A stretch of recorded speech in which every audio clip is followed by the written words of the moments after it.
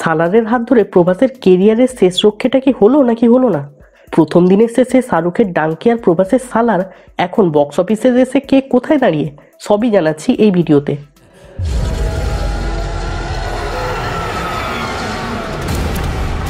পরপর cinema flop, box অফিসের মার্কশিটে তো ডাহা ফেল করেছিল আদিপুরুষ। তার সাথে নিন্দা এবং বিতর্কও কম হয়নি এই সিনেমা ঘিরে। তার আগে আবার রাধেশ্যামও চলেনি বক্স অফিসে। তবে সিনেমা ডুবলেও পারিশ্রমিক কিন্তু বিন্দুমাত্র কমাননি দক্ষিণী এই সুপারস্টার। সালারের ক্ষেত্রেও পাহাড় প্রমাণ পারিশ্রমিক নিয়েছেন প্রভাস। তবে এবার প্রযোজকদের ক্যাশব্যাকস পাল্টা ভরিয়েও দিলেন দক্ষিণী এই সুপারস্টার।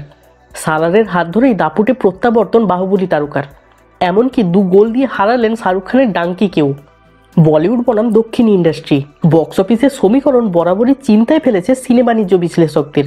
এবার ডাঙ্কি এবং সালারের রিলিজের ক্ষেত্রেও তার অন্যথা হলো না। দেশ জুড়ে ডাঙ্কি ঝড়ের মাঝেও দক্ষিণে দাপিয়ে ব্যাটিং করছেন প্রভাস। 21শে ডিসেম্বর বৃহস্পতিবার শাহরুখ খানের ডাঙ্কি মুক্তি পেল। আর রাত পোহাতে না পোহাতেই শুক্রবার প্রেক্ষাগৃহে মুক্তি পেয়েছে প্রভাসের বিগ বাজেট সিনেমা সালার। প্রথম দিনেই কিং খানকে 2 গোল দিয়ে রমরমিয়ে ব্যবসা করলো প্রভাসের এই ছবি।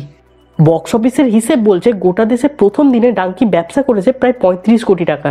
আর সেখানে অগ্রিম বুকিংয়েই 50 কোটি টাকার ব্যবসা করে ফেলেছে সালার, যা কিনা বক্স অফিসের দৌড়ে শাহরুখ খানের থেকে প্রায় 20 কোটি টাকা এগিয়ে।